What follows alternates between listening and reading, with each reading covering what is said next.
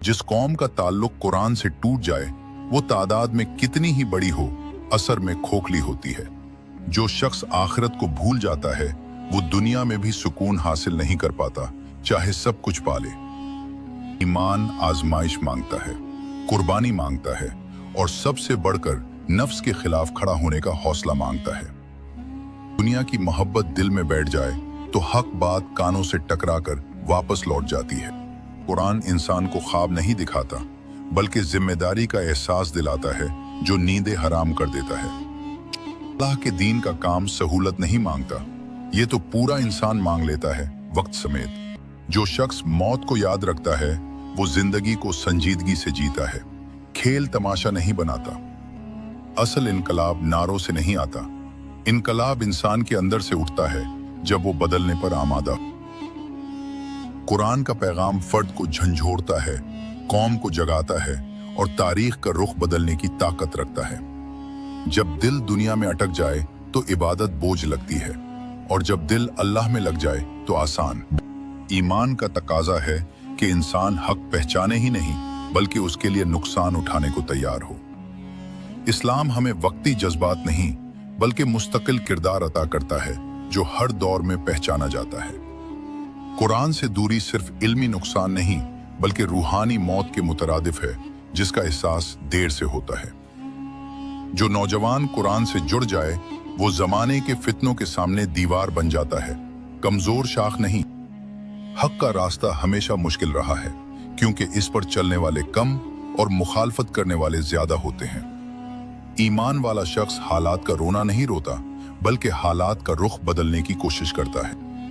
कुरान इंसान से सवाल करता है, जवाब मांगता है और खामोश ज़मीर को झंझोड़ कर बेदार कर देता है। अल्लाह की राह में दी गई कुर्बानी कभी जाया नहीं जाती, वो या दुनिया संवारती है या आखिरत। इस्लाम का मकसद इंसान को नर्म दिल मगर मजबूत किरदार वाला बनाना है, कमजोर नहीं। नमाज छोड़ने वाला आहिस्ता आहिस्ता अल्लाह को जिंदगी के फैसलों से निकाल देता है, फिर शकवा करता है।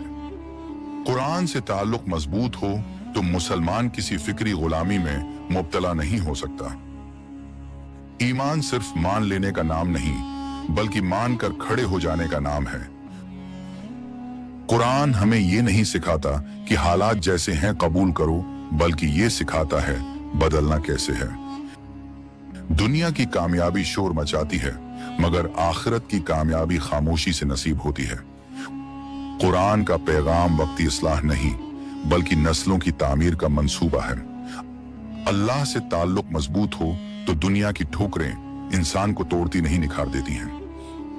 ईमान वाला शख्स खामोशी से अपना फर्ज अदा करता है, उसे दाद की जरूरत नहीं होती। कुरान इंसान को ख्वाबों से निकालकर हकीकत के मैदान में ला खड़ा करता है। ईमान महज जबान का इकरार नहीं बल्कि दिल की गहराइयों में उतर जाने वाला यकीन और अमल से जाहिर होने वाला शऊर है। कुरान से ताल्लुक जितना गहरा होगा जिंदगी उतनी ही वाज़ेह होगी, वरना इंसान ख्वाहिशात के अंधेरों में भटकता रहेगा। अल्लाह को मान लेना काफी नहीं, असल बात यह है कि अल्लाह पर मुकम्मल भरोसा सीखा जाए हर हाल में। इस्लाम सिर्फ इबादत का नाम नहीं बल्कि पूरा निज़ाम हयात है जो इंसान की सोच बदल देता है। जो शख्स आखिरत को भूल जाता है वो दुनिया में भी सुकून हासिल नहीं कर पाता, चाहे सब कुछ पाले। नफ्स की गुलामी सबसे खतरनाक गुलामी है क्योंकि इसमें जंजीरें नजर नहीं आती मगर रूह कैद रहती।